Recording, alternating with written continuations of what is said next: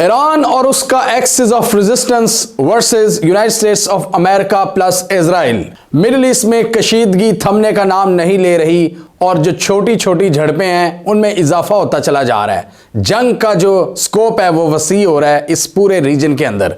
Iran की Islamic revolutionary guard को Syria के अंदर निशाना बनाया गया है और इजराइल ने एक एयर स्ट्राइक्स के थ्रू इनके 4 मिलिट्री एडवाइजर्स को कत्ल किया है। सीरिया का जो कैपिटल है दमिश्क, वहां पर एक बिल्डिंग को निशाना बनाया गया है और इनके कमांडर्स को मारा गया है। सीरियन स्टेट मीडिया के मुताबिक मज़ा का एक नेबरहुड है दमिश्क के अंदर जहां पर यह वाकया रूनुमा हुआ है और उन्होंने इसकी तस्दीक की है और सीरियन न्यूज़ मीडिया ने इसको इजरायली एग्रेशन करार दिया है। ईरान ने भी इन हमलों का इल्ज़ाम इजराइल पर लगाया है और उन्होंने कहा है कि हमारे पास इसको रिस्पॉन्ड करने का राइट है और हम अपनी मर्जी और अपने वक्त के हिसाब से इसका जवाब देंगे और हम इजराइल को मज़ा छिकाएंगे इस हमले का। वेल इन्फॉर्म्ड सोर्सेज के मुताबिक यहाँ पर ईरानियन इंटेलिजेंस का एक यूनिट काम कर रहा था और वो एक्टिवली काफ़ी अरसे से अपनी कार्रवाइयाँ कर रहा था। इस जगह से बैठकर अपने जो सारे मिशंस हैं उनको लॉन्च कर रहा था और मज़ा के इस इलाके में इस बिल्डिंग के अंदर ईरानियन कमांडर्स मौजूद थे काफ़ी अरसे से। और इस हमले में ना सिर्फ ईरानियन मिलिट्री एडवाइजर्स की हलाकत हुई है बल्कि कुछ सीरियन फोर्सेस भी इसमें मारी गई हैं, क्योंकि बहुत सी जगहों पर वो सीरिया में ईरान के साथ मिलकर काम करती हैं सीरियन फोर्सेस। जैसा कि हम सबको पता है कि सीरिया एक बैटलफील्ड है, एक प्रॉक्सी का गढ़ बन चुका है और काफ़ी अरसे से यहाँ पर एक कशीदा सूरत हाल है। अमेरिका और उसके जो हवारी हैं जैसे कि इजराइल, यूके वगैरह, उनकी ये कोशिश थी कि बशार अल असद का तख्ता उलट जाए। बशार अल असद आज तक कायम है और उनको जो सपोर्ट हासिल है वो रूस और ईरान की सपोर्ट है और यहाँ पर ईरान का जो एक so called axis of resistance है वो भी एक्टिवली काम कर रहा है और एक्सिस ऑफ रेजिस्टेंस को ज़्यादातर सपोर्ट इस्लामिक रेवोल्यूशनरी गार्ड की है। ईरान की पासदाराने इनकलाब जो कि डायरेक्ट सुप्रीम लीडर से अहकामात लेती हैं और ये ईरान के एक्सिस ऑफ रेजिस्टेंस को कंट्रोल करती हैं, चाहे वो लेबनान में हो, चाहे वो यमन में हो, चाहे वो सीरिया में हो, चाहे वो इराक में हो। ये एक 4 मंजिला इमारत थी जिस पर इजरायली फोर्सेस ने मल्टीपल मिसाइल दागे और इसको कंप्लीटली तबाह कर दिया। और ये आप यहाँ से अंदाज़ा लगाएं कि इजराइल ने सीरिया के अंदर घुसकर ये हमला किया है। हम पिछले कुछ दिनों से देख रहे हैं कि इनकी जो प्रॉक्सी बैटल है ये ईरान की फोर्सेस वर्सेस ये इजराइल और अमेरिका, इनके दरमियान जो लड़ाई है, जो झड़पें हैं वो शदीद हो चुकी हैं, चाहे वो इराक हो, चाहे वो सीरिया हो, चाहे वो यमन हो। और पिछले दिनों ईरान ने भी मल्टीपल जगहों पर बैक वक्त हमले किए थे जिसमें पाकिस्तान का बलोचिस्तान भी शामिल था और ईरान ने जैशुल अदल पर हमला करने का क्लेम किया था और ईरान के मुताबिक जैशुल अदल अमेरिका और इजराइल से पैसे खाती है और पाक ईरान बॉर्डर पर वो एक्टिव है सिस्तान बलोचिस्तान के अंदर। और इसके साथ ही ईरान ने सीरिया के अंदर दाइश के ठिकानों पर बमबारी की थी अपने इसी पासदाराने इनकलाब के थ्रू और अपनी जो रेजिस्टेंस फोर्सेस हैं और इसके साथ ही अमेरिकन फोर्सेस जो इराक में डिप्लॉयड हैं उन पर भी हमले किए थे जो ईरान के सपोर्टेड ग्रुप्स हैं उनकी जानिब से, उनकी मदद से।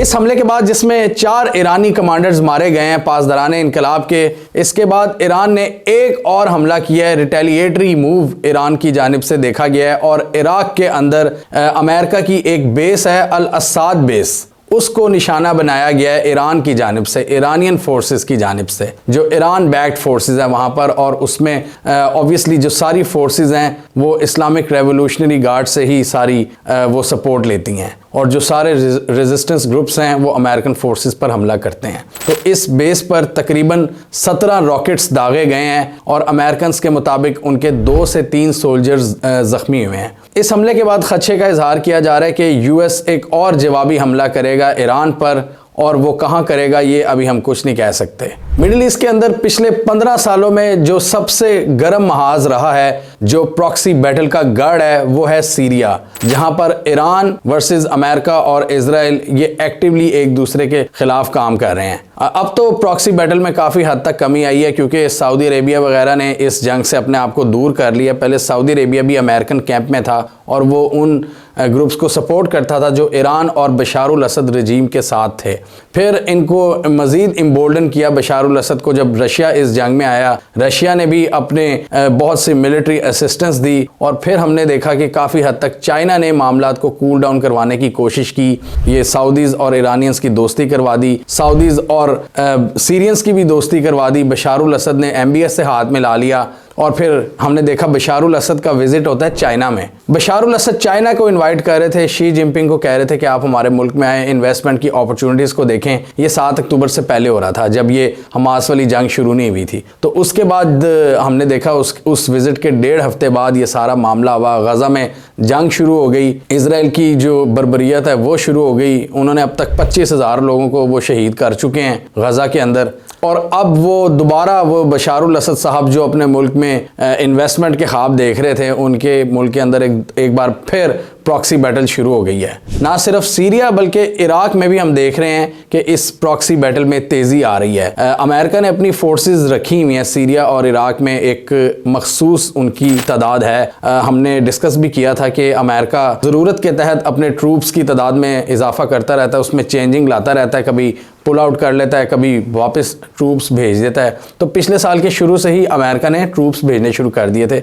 अमेरिकन इंटेलिजेंस को नज़र आ रहा था कि कुछ ना कुछ तो होगा, तो उन्होंने वहाँ पर पहले ही मल्टीपल लोकेशंस पर, आपको हमने इस वीडियो में बताया था कि अमेरिका कहाँ कहाँ बैठा है सीरिया के अंदर। तो वहाँ पर ये इजराइल के साथ कोऑर्डिनेशन के साथ चलते हैं और वहाँ पर जो इनको सबसे बड़ी रेजिस्टेंस पेश आती है वो ईरानियन बैक ग्रुप की तरफ से आती है, जो इस्लामिक रेजिस्टेंस ग्रुप्स हैं और बशारुल असद की जो फोर्सेस हैं। और सीरिया में जहां हम देखते हैं कि बहुत सी ग्लोबल पावर्स एक्टिव हैं, एक प्रॉक्सी वॉर्स एक्टिव हैं, प्रॉक्सी ग्रुप्स एक्टिव हैं, उसके साथ ही ये एक इंटेलिजेंस वॉरफेयर का भी हब बनता जा रहा है। अब आप देखें यहाँ पर ईरान के इंटेलिजेंस मेंबर्स बैठे हुए थे, ईरान के पासदारान इनकलाब के जो लोग मारे गए हैं। इसके अलावा इजरायली इंटेलिजेंस भी यहाँ पर एक्टिव है, मुसाद के एजेंट्स भी हैं। और इसी रीजन में पिछले दिनों ईरान ने मुसाद के एजेंट्स को भी टारगेट किया था। और ईरान सीरिया के अंदर अपनी कार्रवाइयाँ, अपने जो इंटेलिजेंस यूनिट्स हैं, अपनी जो इंटेलिजेंस बेस्ड ऑपरेशंस हैं, उनको ज़्यादा से ज़्यादा खुफिया रखने की कोशिश करता है। क्योंकि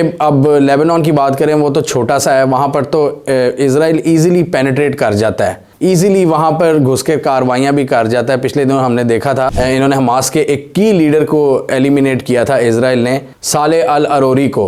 तो लेबनान वगैरह के अंदर तो ये ईजिली पेनिट्रेट कर जाते हैं, लेकिन सीरिया के अंदर ईरान को ये एज है कि वो कोवर्टली काम कर सकता है इजराइल वगैरह के अगेंस्ट। तो वहाँ पर उन्होंने पूरे प्रॉपर इंटेलिजेंस यूनिट्स कायम किए हुए हैं। और ये जो हमला ईरान पर किया है जिसमें इनके 4 कमांडर्स मारे गए हैं, ये इजराइल की एक बहुत बड़ी कामयाबी तस्वुर किया जा रहा है। और जवाब में ईरान ने US बेस को हिट किया है इराक के अंदर। साले अल अरोरी के अलावा इन्होंने एक ईरानियन जनरल को एलिमिनेट किया था इजराइलीज़ ने, ईरान के जनरल को सीरिया के अंदर। जहां ईरान कोवर्टली काम करने की कोशिश करता है और इंटेलिजेंस ऑपरेशंस को काफ़ी हद तक एग्जीक्यूट करता है सीरिया से, वहीं इजराइल भी कोशिश करता है कि उनकी जो कार्रवाइयाँ हैं वो सीक्रेट रहें सीरिया के अंदर, ताकि यहाँ पर वो ज़्यादा अपने आप को रिवील ना करें, एक्सपोज ना करें। और इसलिए वो अपने जो एक्शंस हैं सीरिया के अंदर उनको बहुत कम एक्नॉलेज करता है। अब जहां सीरिया एक हब है प्रॉक्सी बैटल्स का, वहीं हम देख रहे हैं कि इजराइल भी एक हब बनता जा रहा है। इजराइल के लिए भी मुश्किलात में इजाफा होता चला जा रहा है। इजराइल के रेड सी वाली साइड से इनको हुसीस तंग कर रहे हैं, इनके इलाज शहर पर भी रॉकेट्स दागे गए और फिर गोलान हाइट्स पर जो सीरिया वाली साइड है वहाँ पर भी रॉकेट्स दागे जा रहे हैं। लेबनान से हिजबुल्लाह इनको तंग कर रही है और इनके मुसाद के एजेंट्स को भी, जो ओवरसीज़ एजेंट्स बैठे हैं, उनको भी सीरिया वगैरह में मारा जा रहा है ईरान की जानिब से। पिछले दिनों हमने इस वीडियो में डिस्कस किया था कि किस तरह जो इराक का कुर्दिश रीजन है वहाँ पर ईरान ने टारगेट किया है इजरायली स्पाई सेंटर्स को और वहाँ पर मुसाद के जो लोग हैं उनको निशाना बनाया है अरबल शहर में।